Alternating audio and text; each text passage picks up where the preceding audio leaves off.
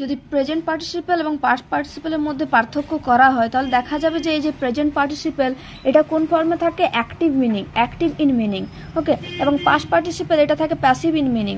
এখানে ভার্বের ফার্স্ট ফর্মের সঙ্গে আইএনজি যোগ করে প্রেজেন্ট পার্টিসিপেল করা হয়, এবং যদি পাস্ট পার্টিসিপেল করা হয় তাহলে ভার্বের সঙ্গে ইডি, ডি, ইএন বা টি এই সমস্ত কিছু যোগ করা হয়।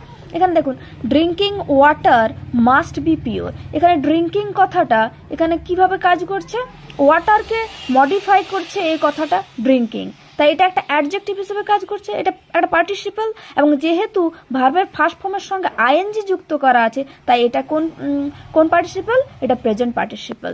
এবার আরও যদি অন্যভাবে বলা হয়, যদি আমরা বলি দ্য ফেডিং রোজ, অর্থাৎ দ্য রোজ ইজ ফেডিং, এখানে কিন্তু কমপ্লিট অ্যাকশন নয়, এখানে রোজটা বা গোলাপটি পুরোপুরি শুকিয়ে যাচ্ছে না, শুকোচ্ছে, একটা প্রসেস চলছে, তাই এটা কি, এটা হচ্ছে প্রেজেন্ট পার্টিসিপলের উদাহরণ। নাও যদি আমরা এভাবে এদিকে এক্সাম্পল দিই তাহলে কি হবে দেখো, ধরো the bicycle was stolen by the থিপ।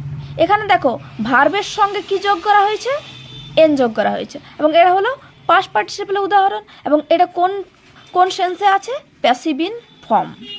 আবার অন্যভাবে বলা গেলে যদি বলি দ্য ফেডেড রোজ, তাহলে দেখো এই যে রোজটা আগে কি ছিল, এখানে ফেডিং কাজটা চলছিল, পুরোপুরি শুকিয়ে যায়নি, কিন্তু এইখানে আমাদের ফেডেড হয়ে গেছে, অর্থাৎ শুকিয়ে গেছে, মানে অলরেডি অ্যাকশনটা কমপ্লিটেড হয়ে গেছে, গোলাপটি পুরোপুরি এখানে শুকিয়ে গেছে, তাহলে রোজকে এখানে কি করছে, মডিফাই করছে ওয়ার্ড দ্য ফেডেড। তাহলে এটা কি এক্সাম্পল, এটা হচ্ছে পাস্ট পার্টিসিপলের একটা এক্সাম্পল। আশা করি দুটোর মধ্যে ডিফারেন্সটা ক্লিয়ার হয়েছে। ধন্যবাদ।